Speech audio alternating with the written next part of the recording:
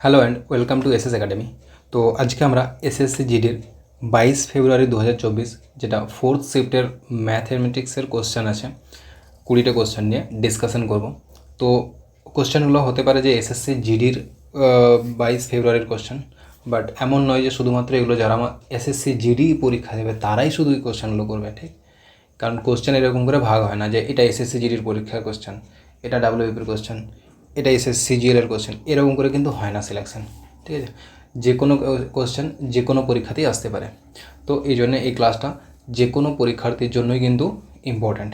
আর আজকে যে অঙ্কগুলো আছে সেগুলো কিন্তু তুলনামূলক টাফ আছে, ঠিক? তো প্রতিটা অঙ্ক ভালো করে ধ্যান দিয়ে শুনবে এবং ইম্পর্ট্যান্ট অঙ্ক বটে। যদি টাফ কোশ্চেন করা থাকে তো দেখাবো যে এইরকম করে টাফ করে দেয় ব্যাপারটাকে, ঠিক? তো চলো আর দেরি না করে ক্লাসটা শুরু করে নিই। কী বলা হয়েছে? এক ব্যক্তি বার্ষিক 24% সরল সুদের হারে কিছু টাকা ধার দিয়েছিলেন। 5 বছরের সুদ ধার দেওয়া টাকার চেয়ে 1200 টাকা বেশি হয়েছে। ধার দেওয়া টাকার পরিমাণ কত? এখানে একটা কমা থাকলে তোমাদের জিনিসটা বুঝতে আরও বেশি সুবিধা হতো। যে কী বলেছে, তাহলে কোনো একটা ব্যক্তি একটা ব্যক্তিকে কী রয়েছে 24% হারে ধার দিয়েছে। কত টাকা ধার দিয়েছে সেটা জানা নেই, সেটা আমাকে বের করতে হবে। আর কি তথ্য দিয়েছে যে 5 বছরে যে সুদটা হবে সেটা ধার যে টাকাটা দিয়েছিল তার থেকে 1200 টাকা বেশি। তো চাইলে আমরা এটা, যেটা বেসিক সূত্র P I is equal to P R T by 100, basic সূত্রটা কি? I is equals to P R T by 100, এই সূত্রটা সাহায্য করতে পারি। এটা হচ্ছে একদম বেসিক হবে। আমি একটা মেথড দেখাবো যেটাতে আরও ফাস্ট হবে। আগে বেসিকটাতে বলে দিচ্ছি কী করে করবে। তো ধরে নেব আমরা যে পি টাকা ধার দিয়েছিল, আর তাহলে সুদ আসল 5 বছরের সুদটা ধার দেওয়া টাকার চেয়ে 1200 টাকা বেশি। তার মানে সুদটা কত হয়েছে? ধার দেওয়া টাকা তার থেকেও 1200 টাকা বেশি, এটা সুদ পুরোটা। তাহলে আমরা কি জানি? আই সমান মানে পি প্লাস 1200 সমানে পি ধরেছি, আর কত আছে 24%, টি কত আছে 5 বছর বাই 100। এখান থেকে যদি আমরা ক্যালকুলেশন করে আমরা পি এর মান কিন্তু পেয়ে যাব। তো এটা হলো একদম বেসিক মেথড। আমি একটা মেথড দেখাবো যেটা এক্সপ্রেস মেথড, খুব তাড়াতাড়ি তোমাদেরকে সলিউশন করতে পারবে। তো দেখো সেটা কীভাবে করব। সেই জন্য আমাদেরকে একটু পার্সেন্টেজের ব্যাপারে জানতে হবে, যেটা আমি তোমাদেরকে বারবার প্রত্যেকটা ক্লাসে অন্তত রিপিট করি যে পার্সেন্টেজ টু ফ্র্যাকশন বার্থডে মনে রাখার মতোই কিন্তু ইম্পর্ট্যান্ট, ঠিক? যে ওর বার্থডেটা যেভাবে মনে আছে ততটাই ইম্পর্টেন্ট হচ্ছে পার্সেন্টেজ এবং ফ্র্যাকশনের কনভার্সনটা মনে রাখা। সেটা তোমরা প্রত্যেকটা ক্লাসে নিশ্চয়ই এতদিনের টের পেয়ে গেছো। তো কী বলা হয়েছে যে সুদের হারটা 24% দিয়েছে। তো 24% মানে আমরা লিখতে পারি না যে ভগ্নাংশে 6/25 লেখা যায়। 24% মানে কি 24/100, মানে কাটাকাটি করলে 6/25। তো এখান থেকে আমরা কি বলতে পারি যে যদি আমার 25 টাকাটা প্রিন্সিপাল হয়, আসল হয়, তাহলে 1 বছরে আমি 6 টাকা কী পাবো? সুদ পাবো 1 বছরে। 5 বছর সুদ খেয়েছে, 5 বছরের সুদ আছে, তাহলে 1 বছরে যদি 6 টাকা সুদ হয়, 5 বছরে কত সুদ হবে? 5 বছরে সুদ হবে 5 × 6, 30 রেশিও। 30 রেশিও। প্রিন্সিপাল কত আছে? 25 রেশিও। আর সুদ কত আছে? 30 রেশিও। তাহলে কতটা বেশি? প্রিন্সিপালের থেকে ইন্টারেস্টটা কত বেশি? 30 - 25 মানে 5 রেশিও বেশি আছে। ওরা বলেছে যে 1200 টাকা বেশি, তাহলে আমরা বলতে পারি যে স্যার 1200 টাকাটাই 5 রেশিওর মান। আমাকে জানতে চাওয়া হয়েছে যে পিটা কত? পিটা তো 25 রেশিও। এখানে পিটা আমরা কত দেখেছি? পিটা আমাদের 25 রেশিও। তাহলে আমরা এখানে দেখব যে 25 রেশিওর মান কত। বেশ, কাটাকাটি করে নাও। 5 × 5 = 25, 5 × 12 = 60, 6000 টাকা। তাহলে এটা কিন্তু খুব ফাস্টেস্ট মেথড। এইসব জিনিসটা যদি আমরা পার্সেন্টেজ আর ফ্র্যাকশনের ব্যাপারটা একটু ভালো করে জেনে নিই। নেক্সট দেখো, 2 বছরের জন্য একটি মূলধনের উপর চক্রবৃদ্ধি সুদ, বার্ষিক চক্রবৃদ্ধি, সুদের হারটা কীরকম? চক্রবৃদ্ধি সুদ। আর সুদটা কীভাবে ক্যালকুলেশন হবে? বার্ষিক, প্রত্যেক বছরে ক্যালকুলেশন হবে, ঠিক? চক্রবৃদ্ধি সুদটা দেওয়া আছে 967.5 টাকা। যদি সুদের হারটা বছরে 15% হয় তাহলে মূলধন কত?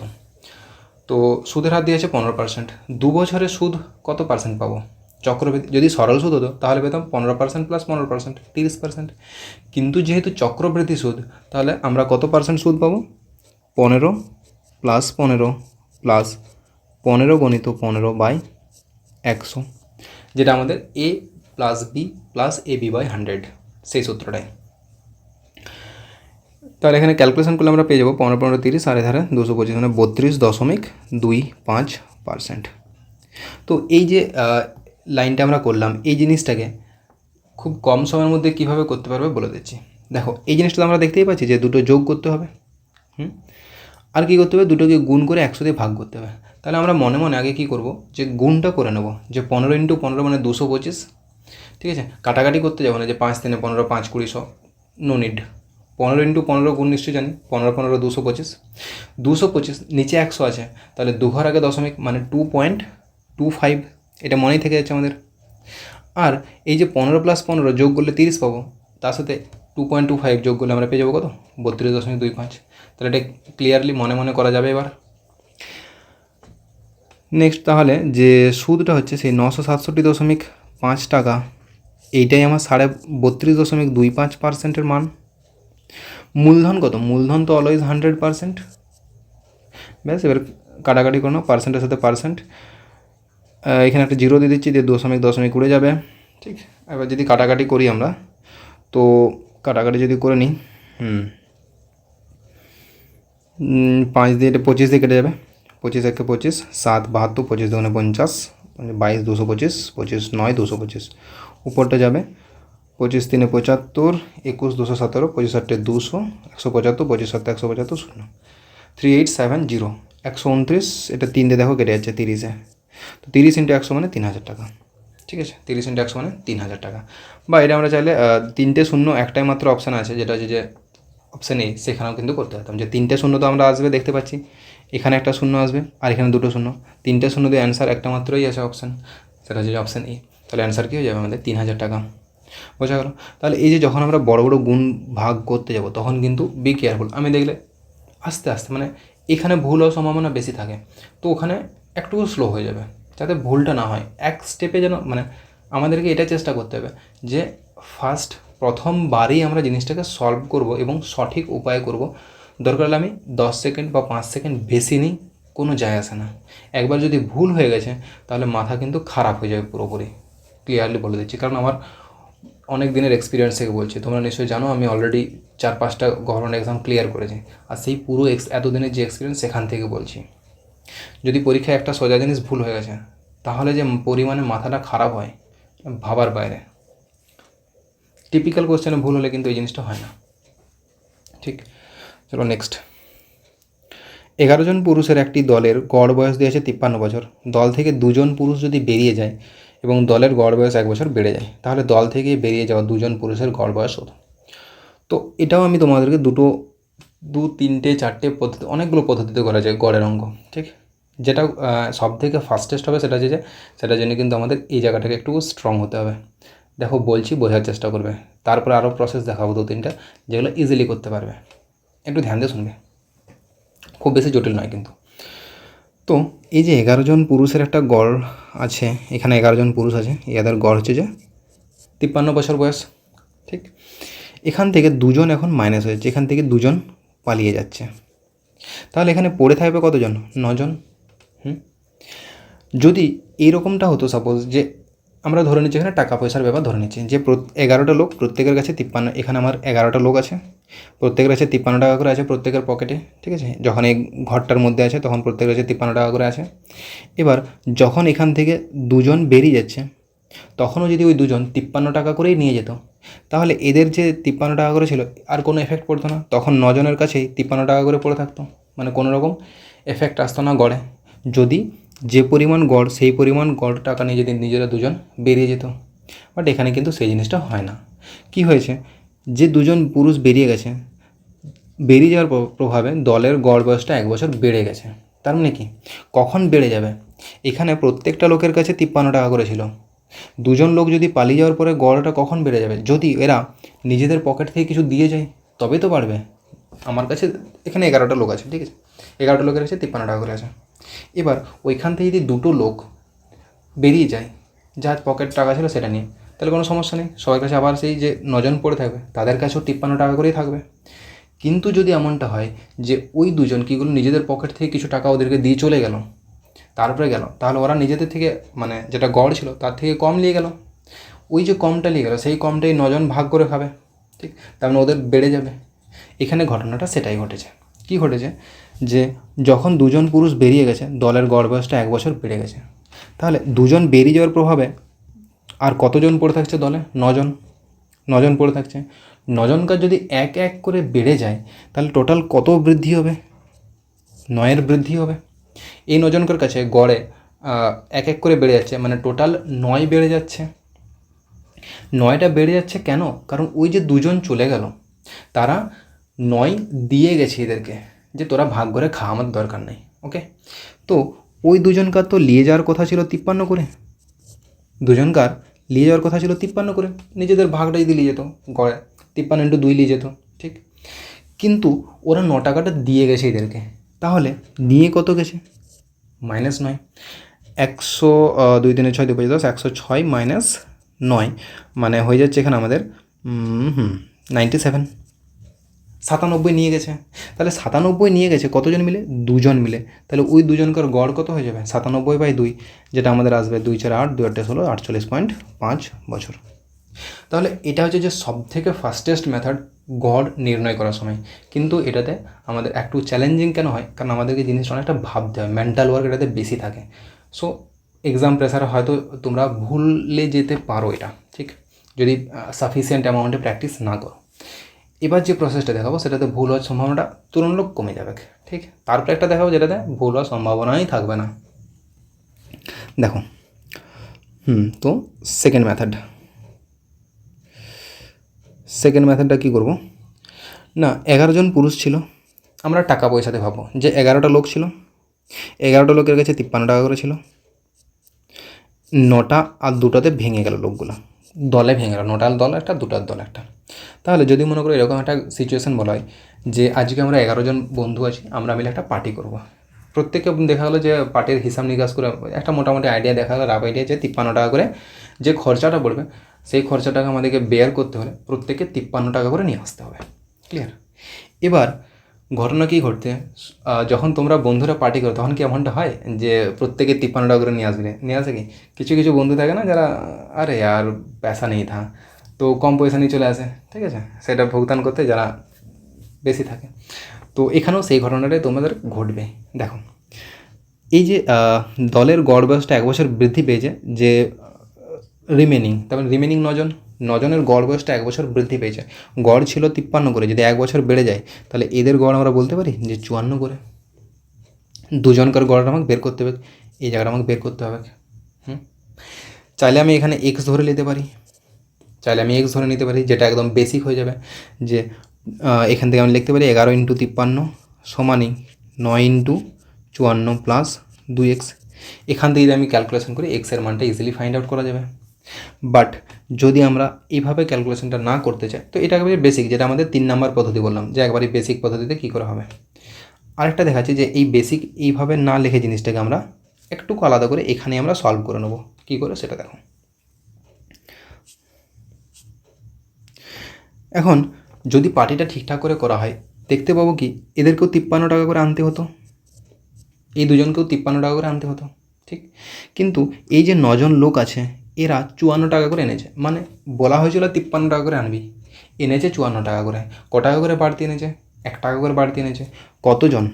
9জন 1 টাকা করে বাড়তি নিয়ে এসছে, তার মানে 9 টাকা আমাদের বাড়তি এসে ওইখানে, ঠিক আছে? তাহলে এই দুজনকে কী বলবো যে তোরা 9 টাকা, যদি দুজন মিলে যদি 9 টাকা কম নিয়ে আসিস তাহলে কোনো সমস্যা না, আমাদের পার্টি কিন্তু বিন্দাস হতে থাকবে। তো এই দুজন কী করবে? 9 টাকা, তাহলে দুজন মিলে বলবে, এমনটা তো না বলবে যে আরে আমি 9 টাকাটা নিয়ে যাচ্ছি, 9 টাকা নিয়ে যাবো না, তুই নিয়ে যাবি 53 টাকা। দুজনে বলবে না, ভাগাভাগি করে, ঠিক আছে? তো 9 আর 2 টাকাটা দুজন মিলে কম কম করে নিয়ে যাবে। তাহলে কত হয়ে যাচ্ছে এখানে? 53 - 4.5। তো 53 - 4.5 ক্যালকুলেশন করলে আবার পেয়ে যাবো কত? 48 বছর। তো এটা গেলো সেকেন্ড প্রসেস। আর থার্ড প্রসেস বললাম যেটা এক্স ধরে। ক্লিয়ার? না বুঝতে পারলে প্রথমটা আরেকটি ভালো করে দেখে নাও, আমি যথেষ্ট ডিটেলস সময় নিয়ে বলেছি। একজন ব্যক্তি 6 কিমি/ঘন্টা গতিতে হেঁটে 4 ঘন্টায় নির্দিষ্ট দূরত্ব অতিক্রম করে। যদি ব্যক্তিটি তার গতি বাড়িয়ে 8 কিমি/ঘন্টা করে দেয়, তাহলে একই দূরত্ব অতিক্রম করতে কত সময় লাগবে? তাহলে এটা একদম বেসিক কোশ্চেন। কী বলা হয়েছে যে 6 কিমি/ঘন্টা গতিবেগে 4 ঘন্টা হাঁটছে। আচ্ছা, তুমি যদি সাইকেল চালাতে থাকো 6 ঘন্টা গতিতে, তাহলে 4 ঘন্টায় কতটা ডিস্টেন্স অতিক্রম করবে? তোমরা বলবে স্যার 6 × 4। এখন যদি এই যে দূরত্বটা, এই দূরত্বতে যদি বলি যে 8 কিমি/ঘন্টা বেগে তুমি সাইকেল চালাও, তাহলে কতক্ষণ সময় লাগবে? বাই 8। কারণ total distance 24, total distance 24 clear করেছি আমি। আসার সময়তে আমি যদি 8-এর স্পিডে আসি, তাহলে আমার সময় কতক্ষণ লাগবে? 3 ঘন্টা। অপশান সি আমার অ্যান্সার হবে। একটি ব্যাগের বিক্রয় মূল্য 1056 টাকা এবং লাভের হার 20%। যদি বিক্রয় মূল্য 800 টাকা হয়, তাহলে ক্ষতির শতকরা হার কত হবে? তো দেখো, এখানেও চাইলে আমরা বেসিক মেথডে করতে পারি, যে প্রথম আমরা কি করব, এই জিনিসটাকে ব্যবহার করে আমরা এখানে লাভের হারটা ব্যবহার করে আমরা বিক্রয় মূল্যটা বের করব। বিক্রয় মূল্য দিয়ে আছে, তাহলে ক্রয় মূল্য বের করব। তো সেই ক্রয় মূল্য থেকে আবার দেখবো যে 800 টাকাতে বিক্রি করা হয়েছে, তাহলে কত টাকা কমে বিক্রি করা হয়েছে, যে সেখান থেকে ক্ষতির পার্সেন্টেজ বের করতে পারি, কোনো অসুবিধা নেই। বাট দরকার নেই এত বড় করার। কীভাবে করবো এটা আমরা, যে স্যার 20% প্রফিট হয়েছে, তার মানে আমরা বলতে পারি যে স্যার 120%-এ মালটা বিক্রি হয়েছে। 120%-এ 20% প্রফিট করা মানে কি, আমার 100% ক্রয়মূল্য তো নিয়েছি, প্লাস আরও 20% আমি এক্সট্রা পেয়েছি কস্ট প্রাইসের উপর। কারণ নর্মালি লাভ ক্ষতি বের করা হয় কার উপর? ক্রয়মূল্যের উপর।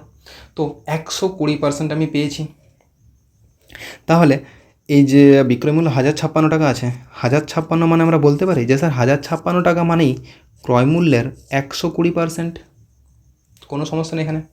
তাহলে 1 টাকা মানে 120/1056%। এখন বিক্রি করছে 800 টাকা, তাহলে 800 টাকা মানে কত হবে? 120%/1056 ইন্টু 800। এখানে যদি আমরা ক্যালকুলেশন করি, তাহলে পার্সেন্ট তো রয়ে যাবে। কত দিয়ে কাটবে? 8 সাথে 8 দিয়ে যাবে, এটা 8টা কেটে দিচ্ছি। 8 একে 8, 25, 8 3 24, 8 2 16, 132। 132 এটা এবারে কাটবে কত দিয়ে? 12 দিয়ে কাটবে ইজিলি। 12 10-এ, 12 1-কে 12, 12 1-কে 12। তো কত চলে আসছে? 1000/11%। তার মানে আমি জিনিসটাকে বিক্রি করেছি 1000/11%-এ। ক্ষতি হয়েছে, এরা তো বলেই দিল যে ক্ষতি হয়েছে। আমার কস্ট প্রাইস মানে 100%, আমি বিক্রি করেছি 1000/11%-এ। তাহলে কত পার্সেন্ট আমি ক্ষতি করেছি? -100% করে দেখে নেব। এটা আমার ক্রয় মূল্য, এটা আমার বিক্রয় মূল্য। এটা আমার বিক্রয় মূল্য। তাহলে এক্ষেত্রে ক্রয় মূল্যটা তো বড় আছে না, এক্ষেত্রে যেহেতু ক্ষতি হয়েছে, তাহলে ক্রয় মূল্যটা আমার বড় হবে। তাহলে 100% থেকে যদি আমি মাইনাস করে দিই 1000/11%, তাহলে কত পেয়ে যাবো? এখানে পেয়ে যাবো 100/11%। 100/11%, কারণ এখানে কি, যেহেতু ক্ষতি হয়েছে, তাহলে ক্রয় মূল্যটা বেশি, তাহলে ক্রয় মূল্য 100% আর বিক্রয় মূল্য 1000/11%। তাহলে ক্ষতি হয়ে যাচ্ছে 100/11%। এখন 100/11% কোনো অপশানে নেই, কিন্তু আমরা জানি যে স্যার 100/11 মানেই 9.09%, বা এটা আমরা ভাগ করলেই পেয়ে যাবো যে 9.09% হচ্ছে। বলেছিলাম তোমাদের মনে আছে যে যদি ভগ্নাংশে 11 থাকে, তাহলে 9 দিয়ে মাল্টিপল চলবে। দেখো, প্রথমে 9 দিয়ে 9, সেই জিনিসটা আবার লিখতে হবে 0.09। ঠিক, নেক্সট কোশ্চেন। অভিষেক তার ল্যাপটপের দাম ক্রয়মূল্যের 50% বেশি নির্ধারণ করে। তিনি তার গ্রাহককে নির্ধারিত দামের উপর 30% ছাড় দেন। লাভের শতাংশ কত? তো বলো এখানে কি করবে? তো এই অঙ্কটাও আমরা চাইলে, দেখো যে অঙ্কগুলো নর্মালি ম্যাক্সিমাম অঙ্কই আমরা চাইলে বিভিন্ন পদ্ধতিতে করতে পারি। ঠিক, তো ব্যাপার হচ্ছে যে কোন একটা পদ্ধতি, যে পদ্ধতিটা আমাদের সেই মুহূর্তে প্রথম খেয়াল আসবে, আমরা সেই পদ্ধতি যদি খুব বেশি লেংদি না হয়, আমরা সেই পদ্ধতিতে চালিয়ে দেবো। কারণ আমরা ভাবতে আবার যদি একটা শর্ট পদ্ধতি যে ভাবতে থাকি যে এটা শর্ট পদ্ধতি কী হবে, তো এটা তো আমার 10 সেকেন্ড সময় চলে যাবে হতে। সেই 10 সেকেন্ড সময় ওটা নাও যদি পাই, তাতে 10 সেকেন্ড নষ্ট।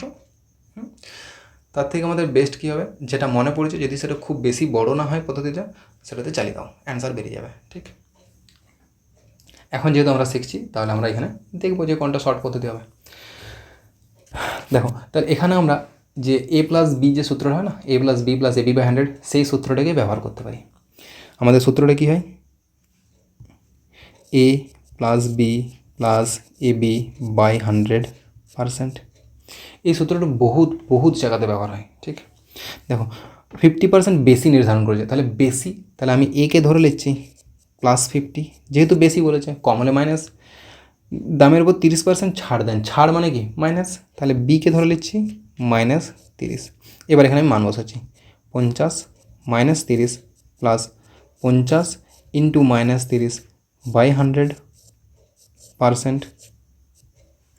তো 50 - 30 20, আর এখানে প্লাসে মাইনাসে মাইনাস, আর একটা শূন্যর সাথে কেটে যাবে, 3 × 5 = 15, 20 - 15 = 5%। এখন প্লাসে অ্যান্সার এসছে, তার মানে আমার লাভ হয়েছে। যদি মাইনাস আসতো ক্ষতি হতো, তাহলে 5%, এখানে তো অবশ্য লাভই বলেছে, তাহলে 5% লাভ। ঠিক, বা এটা আমরা চাইলে এইভাবে করতে পারি। কীভাবে, যে ধরে নেব ক্রয় মূল্য 100 টাকা, তাহলে নির্ধারিত মানে যেটা ধার্য মূল্য সেটা কত, 50% বেশি, মানে 150 টাকা। এটা হচ্ছে মার্কেট প্রাইস। গ্রাহককে নির্ধারিত দামের উপর 30% ছাড় দেয়, তাহলে 30% ছাড়, এখানে ছাড় কত দিচ্ছে, ডিসকাউন্ট দিচ্ছে 30%। কোনো কিছুর 30%, 10% বের করে বলেছিলাম যে একটা ঘর আগে দশমিক বসিয়ে দেবো, তাহলে এর 10%, 150-এর 10% সমান কত হবে, 15। তাহলে 30% সমান কত হবে, 3 × 15 45। তাহলে 45 টাকা যদি ছেড়ে দিই, কত টাকায় বিক্রি করবো, 105 টাকা। 100 টাকা জিনিস 105 টাকায় বিক্রি করা হয়ে যায়, মানে 5 টাকা লাভ করেছি। 100 টাকায় 5 টাকা লাভ, মানেই আমার 5% লাভ। একটি জিনিসের উপর আরোপিত কর 17% কমে গেছে এবং খরচ 17% বেড়েছে। রাজস্বের শতকরা পরিবর্তন নির্ণয় করো। দেখো, এটা সেই অঙ্কটাই, যে কোনো একটা জিনিসের দাম প্রথমে 20% বাড়িয়ে দিলাম, তারপর 20% কমিয়ে দেওয়া হলো, বলো এফেক্টিভ চেঞ্জ কী আসবে। তো ওই দুটো অঙ্ক সেম, মানে বাস চেহারাগুলো একটু বদলে দিচ্ছে, আর কিছু না, সেই কোশ্চেনটাই। তাহলে 17% কমে প্লাস 17% বেড়ে গেছে, তাহলে দুটো 17% রিভার্সে এসছে, একবার কমেছে একবার বেড়েছে, মানে এদের যে সলিউশনটা হবে, ইকুইভ্যালেন্ট যে ফ্র্যাকশন হবে, ইকুইভ্যালেন্ট পার্সেন্টেজ যেটা হবে, সেটা কত হবে, তাহলে অবশ্যই তো কমবে, তাহলে বৃদ্ধি তো হবেই না, বৃদ্ধি হবে না, হ্রাসই হবে।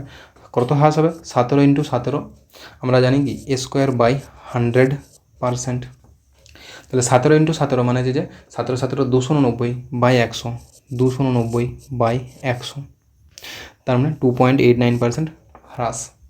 ক্লিয়ার। একটি জিনিসের ক্রয়মূল্য 360 টাকা, যদি লাভের শতকরা হার 8% হয়, তাহলে লাভের পরিমাণ কত? তো এটা আমি করছি না, এটা একবারই সুপার ইজি কোশ্চেন, এটা তোমাদের হোমওয়ার্ক থাকবে। এটার অ্যান্সার আমাকে কমেন্ট করে জানাবে কত আসবে। এ একটা কাজ 28 দিনে করতে পারে, বি এ এর চেয়ে 68% বেশি দক্ষ, মানে কি 68% বেশি কর্মক্ষম, ওর ক্ষমতাটা বেশি, বি এর ক্ষমতা বি এ এর চেয়ে। তাহলে এখান থেকে আমরা কী লিখতে পারি, যে A/B, যদি আমরা এফিসিয়েন্সি লিখি, এফিসিয়েন্সি মানে কর্মক্ষমতা, কে কাজ চেয়ে বেশি, বি এ এর চেয়ে বেশি দক্ষ, তার মানে এ যদি 100 হয়, বি 168 ক্ষমতা। এখানে যদি আমরা কাটাকাটি করে নিই, তো কাটবো এখানে 4 দিয়ে, 4 × 25 = 100, 4 × 4 = 16, 4 × 2 = 8, 25/42। তাহলে এই দুজনকার কর্মক্ষমতার রেশিও পেয়ে গেলাম, যে 25:42। তার মানে কাজের রেশিওটা ঠিক কী হবে, মানে দিনের রেশিওটা ঠিক উল্টো হবে। যদি সময়টা যেটা সময় আর এফিসিয়েন্সির রেশিওটা কী হয়, ইনভার্স হয়, যদি টোটাল ওয়ার্কটা সেম থাকে। বা আমরা চাইলে এভাবেও দেখতে পারি, যে এ একটা কাজ 28 দিনে করে, তাহলে টোটাল কাজ সমান কি, টোটাল ওয়ার্ক মানে আমরা জানি যে দিন ইন্টু তার ক্ষমতা, এর ক্ষমতা 25। এখন এই কাজটাই বি করবে, বি এর ক্ষমতা কত, তাহলে টোটাল কাজ তো এইটা, এই কাজটা বি করবে, বি এর ক্ষমতা কত, বি এর ক্ষমতা 42, তাহলে 42 দিয়ে ভাগ করে দেবো, কতদিন লাগবে পেয়ে যাবো এখানে। 7 × 4 = 28, 7 × 6 = 42, 2 × 2 = 4, 2 × 3 = 6, তাহলে 25 × 2 = 50/3। অপশান সি আমার অ্যান্সার হবে, 50/3 দিন। অনিল 80 দিনে একটি কাজ করতে পারে, 30 দিনে অনিল মোট কাজের কত শতাংশ কাজ করতে পারবে? তো 80 দিনে করে কি, একটি কাজ করতে পারে, মানে 80 দিনে 100% করে। একটা কাজ মানে কি, আমরা বলতে পারি এক অংশ, বা আমরা বলতে পারি 100%। তো 80 দিনে করে 100%। একদিনে কতটা করবে, স্যার 100/80% করবে। 30 দিনে কতটা করবে, 100/80 গণিত 30%। যদি কাটাকাটি করে নিই, এখানে একটা শূন্যের সাথে একটা শূন্য কেটে যাবে, তো 4 দুগুণে 8, 4 পঁচিশে 100, 25 তিনে 75/2%। 75/2% মানে কি 37.5%। কারণ যখনই নিচে 2 আছে অবশ্যই আমার তো পূর্ণ সংখ্যাতে তো অ্যান্সার আসবেই না, তাহলে একটাই আছে ফ্র্যাকশানে, সেটা হচ্ছে 37.5%, সেটা অ্যান্সার হবে। নেক্সট কোশ্চেন কী আছে, যে একটি স্মুথি রেসিপিতে, এটি কী রেসিপি কারো জানা আছে কি স্মুথি? মানে আমি প্রথমবার শুনছি, যদি কারো জানা থাকে কমেন্ট করে জানাও কী বলে, আমার জানা হয়ে যাবে। ফলের সাথে দইয়ের অনুপাতটা দেওয়া আছে 5:2, দইয়ের সাথে মধু দিয়েছে 3:1। কী কী আছে? ফল, দই, আর আছে দইয়ের সাথে মধু। ফলের সাথে দইয়ের অনুপাত আছে 5:2, আর দইয়ের সাথে মধু কী আছে 3:1। সেই যে তোমরা মধু মৌচাক থেকে পেড়ে। তো আমরা এখানে কী করব, দইটা দেখো দু জায়গাতেই দই আছে, আমরা এখানে কমন টার্ম খুঁজি, যে দুটো যে রেশিও দিয়ে আছে, এই যে দুটো রেশিও দিয়ে আছে তাদের মধ্যে কমন কে আছে, আমরা দেখব দইটা কমন আছে স্যার। তো দইটাকে আমরা দু জায়গাতে কী করব, ইকুয়াল করব। এবার ইকুয়াল তার এমনি এমনি হবে না, কিছু একটা গুণ করতে হবে। তো কী করব সমান করার জন্য, এখানে 2 আছে, এখানে 3 আছে, 2 আর 3-এর এলসিএম নেবো, কত 6। তাহলে একেও 6 বানাবো, একেও 6 বানাবো। একে 6 বানানোর জন্য আমি গুণ করব 3 দিয়ে, একে 6 বানানোর জন্য আমি গুণ করব 2 দিয়ে।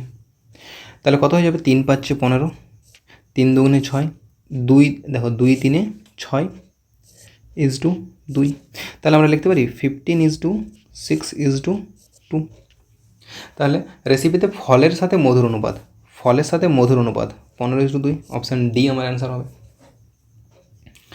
বা তোমরা চাইলে এভাবেও করতে পারতে, আরেকটা প্রসেস দেখিয়ে দিচ্ছি আমি, যদি তোমাদের এটা খুবই বড় মনে হচ্ছে, বাট ব্যাপারটা এটা একই, ছোটোই লাগছে, বিশাল কিছু বড় নয়।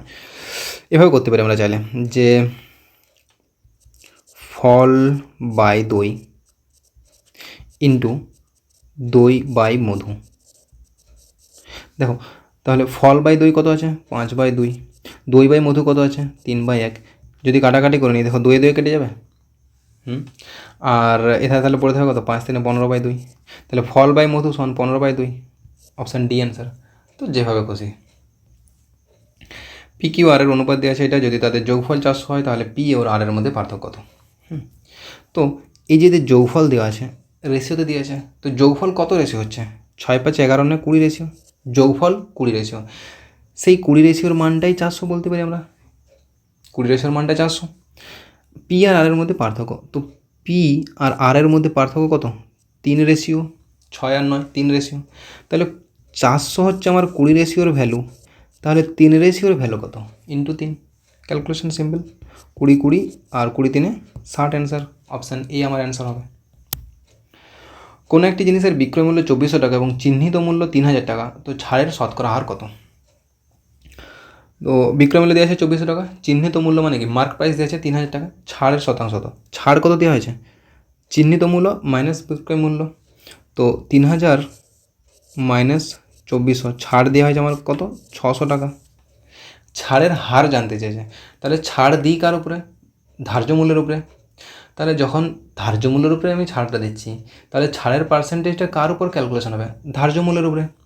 তাহলে ছাড়ের পার্সেন্ট হবে 600 টাকা ছাড় 3000 টাকার উপরে, মানে কাটাকাটি যদি করি 1/5, আর 1/5 মানেই আমরা জানি 20%, তো ছাড় কত 20%, বা আমরা বলতে পারি যে স্যার 1/5 ইন্টু 100% মানেই 20%, ঠিক।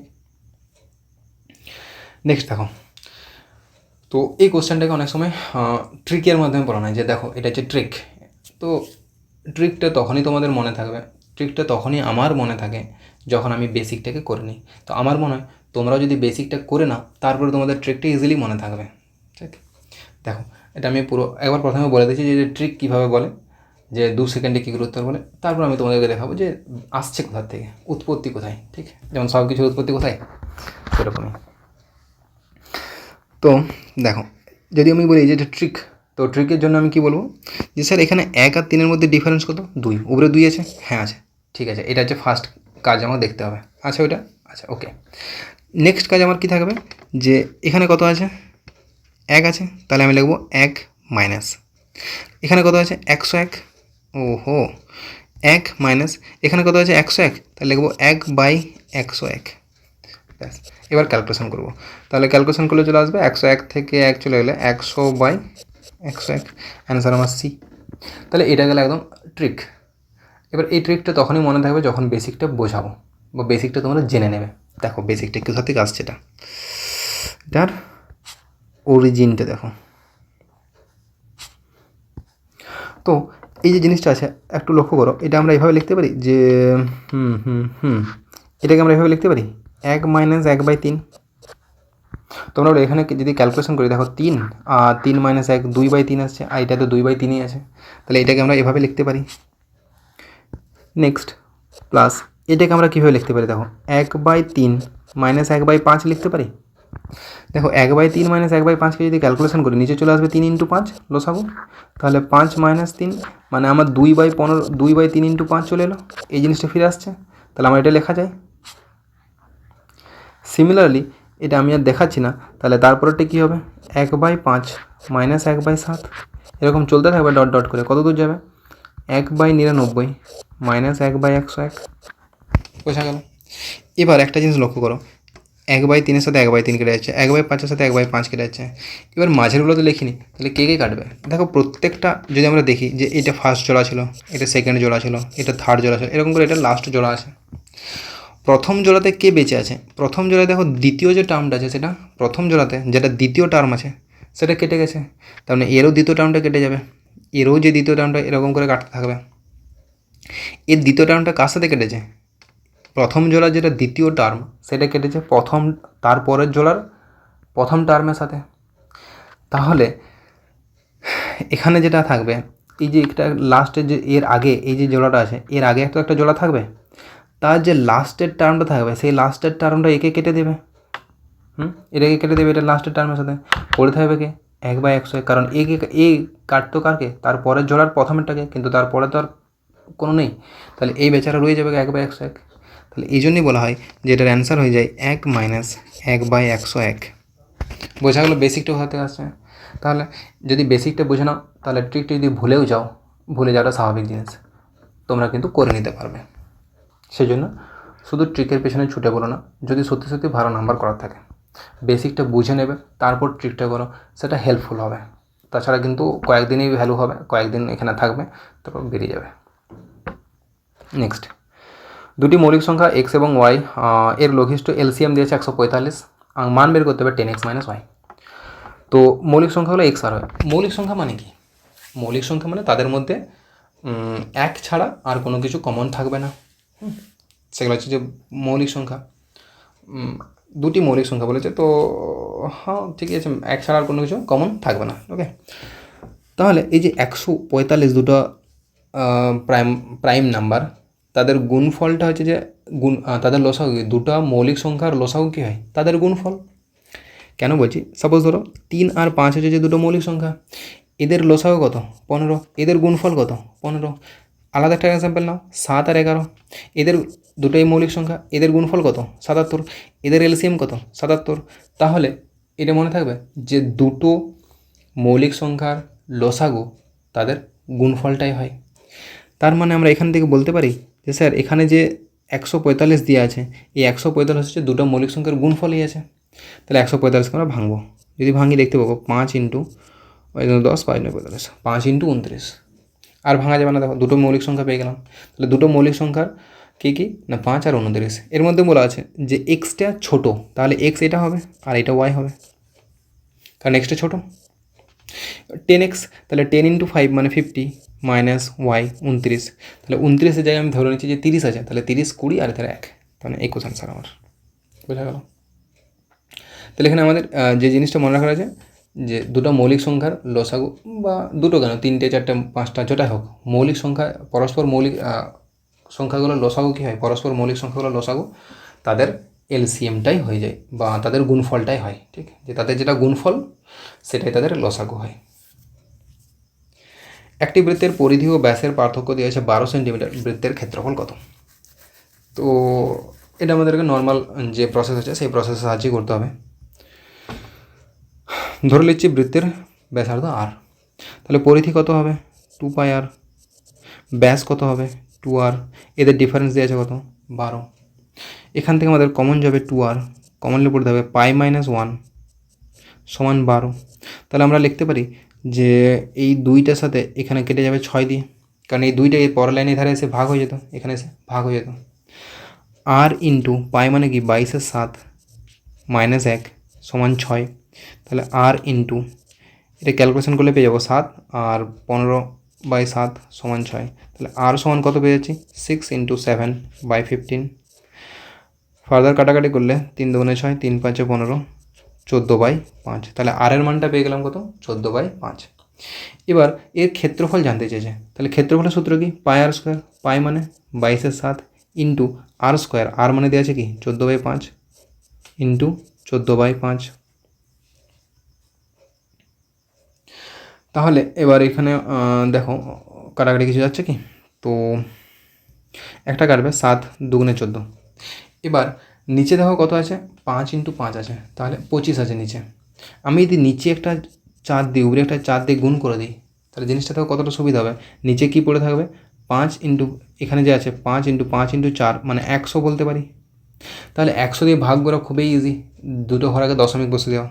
দেখো দুটো ঘর আগে দশমিক এই অপশান আছে আর এই অপশান আছে, মানে এই দুটো অপশান তো আমার হতেই পারে না, তাহলে এই দুটো অ্যান্সার তো আমার হতেই পারে না, এই দুটোর মধ্যে কোনো একটা হবে। এবার আমরা দুটোতে দেখছি ইউনিট ডিজিট আলাদা আলাদা, তাহলে আমরা ইউনিট ডিজিটের সাহারা নেব। ইউনিট ডিজিট কত আসবে 2 × 2 4, 4 4 16 মানে 6, 6 4 24 মানে 4, তাহলে ইউনিট ডিজিট 4 আসবে, যেটা আছে অপশান বিতে। তাহলে আমাদের অ্যান্সার কী হবে অপশান বি, ইউনিট ডিজিটের সাহায্য করলাম। বাকি চাইলে গুণটা তোমরা করতে পারো, বা চাইলে এখানে দেখে নিতে পারি যে স্যার এই যে 11 এখানে এই যে ব্যক্তি, এই যে মহান ব্যক্তিটা আছে 22, এর মধ্যে একটা 11 ঢুকে আছে, আর ওই 11 তো নিচের কেউ কাটতে পারছে না, তখন ওই 11টা থেকে যাবে উত্তরের মধ্যে। তাহলে আমরা 11-র মাল্টিপ্লিসিটি চেক করে বলে দিতে পারি, যেটা আগের দিনে বলেছিলাম যে কেন আমরা বারবার পরিমিতিতে অনেক সময় বলে দিই যে 11 যেটা মাল্টিপল সেটাই অ্যান্সার হবে, কেন বলে দিই এটা আমি আগের দিনে পুরো ডিটেলসে বলেছিলাম, আজকে যাচ্ছি না সেখানে। নেক্সট 21.84-এর 66.67%-এর 7.14% মান কত? তাহলে মনে পড়েছে যে যখন আমি বলেছিলাম যে পার্সেন্টেজে যদি এক্সামিনারের মন হয় যে একটু টিপিক্যাল করি, তখন এই ধরনের উৎপটাং যে 7.14 66.67, এটা তো যদিও তাও নুন 7.14 একটু নুন, এই ধরনেরগুলো ব্যবহার করে বলেছিলাম, তোমাদের খেয়াল আছে নিশ্চয়ই। তো এখানে ওইটাই ব্যবহার করেছে। আমরা জানি যে স্যার 66.67% মানেই 2/3 ভগ্নাংশে, আর 7.14% মানে কত কে বলবে এটা 7.14%? কী বলেছিলাম যে আমরা 7 দিয়ে দেখব, যে এখানে দেখতে পাচ্ছি 7 আছে, তারই ঠিক দ্বিগুণ এখানে আছে, তার মানে এখানে 7-এর নিচে 14 থাকবে, 7-এর মাল্টিপল চলছে মানে নিচে কত থাকবে, নিচে 14 থাকবে। 7-এর কততম মাল্টিপল, 7-এর প্রথম মাল্টিপল আছে এখানে, তাহলে 1/14 হবে। 7-এর প্রথম মাল্টিপল আছে, তাহলে 1/14, তাহলে 7.14% মানে কি 1/14। এবার করে নাও 21.84 ইন্টু 2/3 ইন্টু 1/14, এটার মান জানতে চেয়েছে। ব্যাস এবারে ক্যালকুলেশন করবো আমরা এখানে। হ্যাঁ, তো 14 দিয়ে কাটছি, 14 একে 14, 14 6 7 78, 14 5 70, 8 84, 14 6 84, দুটো ঘর আগে দশমিক। আবার যদি 3 দিয়ে কাটি 3 5 15, 3 2 6, দু ঘর আগে দশমিক, 2 2 4, 2 5 10 মানে 1.04 আনসার হয়ে যাবে। এখানে গুণটা করলে কী পেয়ে যাবো 1.04। তাহলে বোঝা গেলো যদি কারুর এই সাপোজ এই ভ্যালু দুটো না জানা থাকে, এই যে ভ্যালু দুটো এখানে লেখা হলো, এই ভ্যালু দুটো যদি না জানা থাকে তাহলে এটা কতটা টিপিক্যালভাবে বুঝতে পারছো। এটা তোমরা করবে 66.67/100, এইটার জন্য আবার নিচে দুটো শূন্য, তারপরে করবে 7.14/100, এটার জন্য আবার দুটো শূন্য, ভীষণ ভয়ঙ্কর হয়ে যাবে। সেই জন্য বলেছিলাম যে পার্সেন্টেজ টু ফ্র্যাকশন এটা কিন্তু মনে রাখতেই হবে, কম্পালসারি। নেক্সট, নিম্নলিখিত সংখ্যাগুলির মধ্যে কোনটি 9 দ্বারা বিভাজ্য? তাহলে দেখতে পাচ্ছ কোশ্চেন কীভাবে সেট হয়, কিছু থাকবে যেগুলো সুপার ইজি কোশ্চেন, এই যে 9 দ্বারা বিভাজ্য, এর আগে একটা কিছু একটা ছেড়ে এলাম, তো এগুলো সুপার ইজি কোশ্চেন।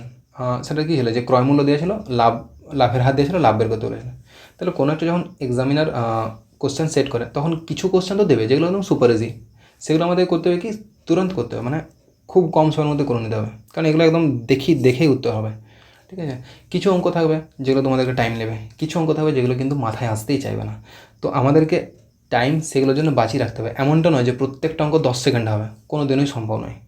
যদি কেউ বলে তাহলে জানবে সে ভুল বলছে। এটা কোনোদিনও হতে পারে না যে তোমরা প্রত্যেকটা অঙ্ক, আজ পর্যন্ত এমন তো কেউই হয়নি যদি কেউ বলে থাকে সে ভুল বলছে, যে প্রত্যেকটা অঙ্ক আমি 10 সেকেন্ডে করে এসেছি। Not possible. কিছু অঙ্ক থাকবে যেগুলো 5 সেকেন্ডে পড়ার সাথে সাথে হবে, যেমন একটা করালাম 17%, ওটা পড়ার সাথে সাথে করে বেরিয়ে যাবে। ঠিক, তাহলে ওটা জিকে কোশ্চেন হয়ে গেলো। এটাও একটা জিকে কোশ্চেন টাইপেরই ঠিক। কিছু অঙ্ক থাকবে যেগুলো টাইম লাগবে। তো সব ধরনের অঙ্কই কিন্তু পরীক্ষাতে আসে, আমাদেরকে সব রকম সিচুয়েশানকে হ্যান্ডেল করার ক্ষমতা ডেভেলপ করতে হবে। ফ্রি ফায়ার, রিলস এসব না দেখে, কারণ এগুলোতে তোমার লাভ কিছু হবে না, আলটিমেট লসেই যাবে। এই রিলস দেখা, আমি একটা সায়েন্টিফিক স্টাডি পড়েছিলাম যে আমরা যে রিলস দেখি না, এটাতে আমাদের কনসিস্টেন্সিটা কমে যায়, মানে আমাদের কোনো একটা জিনিস নিয়ে থিঙ্কিং করার পাওয়ার এটা কমে যায়, যেটা তোমাদের আজকে এডুকেশনে তো তোমাদের ক্ষতি করছে, প্লাস যখন তোমরা ইন ফিউচার বড় হবে তখন কিন্তু তোমাদের লাইফের ডিসিশন নেওয়াতেও এটা বহুত করে এফেক্ট ফেলবে, কারণ তোমাদের যে ভাবার ক্ষমতা, সেই ক্ষমতাটাকে নষ্ট করে দেয় রিলস। ঠিক আছে, এটা আমি বলছি না, এটা কোনো সায়েন্টিফিক স্টাডিতে পড়েছিলাম, সেখান থেকে বলছি।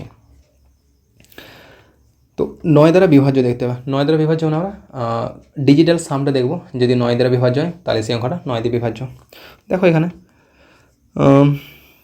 4 4 4 8 আর 1 9 7 পড়ে থাকছে, তো এটা তো হবে না। 4 আর 4 8 আর 1 9, এটা 2 পড়ে থাকছে, হবে না। 4 আর 3 7 আর 2 9, এটা হয়ে যাচ্ছে। ব্যাস, দ্বিতীয়টা লাস্টেরটা আমার দেখার দরকার নেই আর। প্রথম 17টি স্বাভাবিক সংখ্যার বর্গের গড় কত? আমাদের 3টে সূত্র আমাদের মনে থাকতে হবে অবশ্যই, যে প্রথম n সংখ্যক স্বাভাবিক সংখ্যার সমষ্টি কী হয়, n ইন্টু n+1/2। প্রথম n সংখ্যক স্বাভাবিক সংখ্যার যদি বর্গের সমষ্টি বলে তখন কী হবে, n into n+1 into 2n+1/2/6। আর যদি বলে প্রথম n সংখ্যক সংখ্যার কিউবের সমষ্টি মানে ঘনের সমষ্টি, সেটা কী হয়, n ইন্টু n+1/2 তার হোল স্কোয়ার, মানে এটা যেটা আছে তারই হোল স্কোয়ার করা। ঠিক আছে, কিউ যখন করবে, তাহলে এই 3টে সূত্র কিন্তু আমাদেরকে মনে রাখতেই হবে। এই সূত্রটা দেখো আরও অনেক কিছু সূত্র বের করে যায়, যেটা আমি তোমাদেরকে পরে দেখাবো। যে সাপোজ যদি এরকম কিছু থাকে 1 into 2 plus 2 into 3 plus 3 into 4 dot dot dot, এটা কিন্তু এই সূত্রটার থেকেই এটা সূত্রটা তৈরি করা যায়।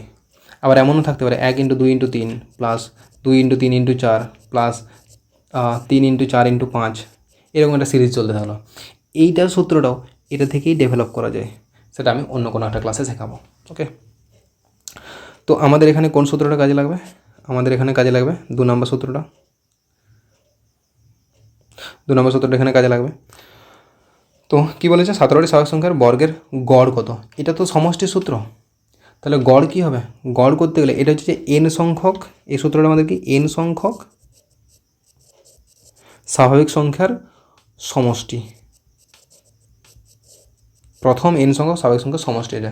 তাহলে গড় কী হবে, 10টা সংখ্যার সমষ্টি যদি কিছু হয়, 10টা সংখ্যার গড় বের করার জন্য আমরা 10 দিয়ে ভাগ করি, তাহলে n সংখ্যক সংখ্যার সমষ্টি দিয়ে আছে, তাহলে গড় বের করার জন্য এটাকে আমরা n দিয়ে ভাগ করব, কাটাকাটি করলে nটে পড়ে থাকবে না, তাহলে n+1 ইন্টু 2n+1/6 এটা দাঁড়াচ্ছে।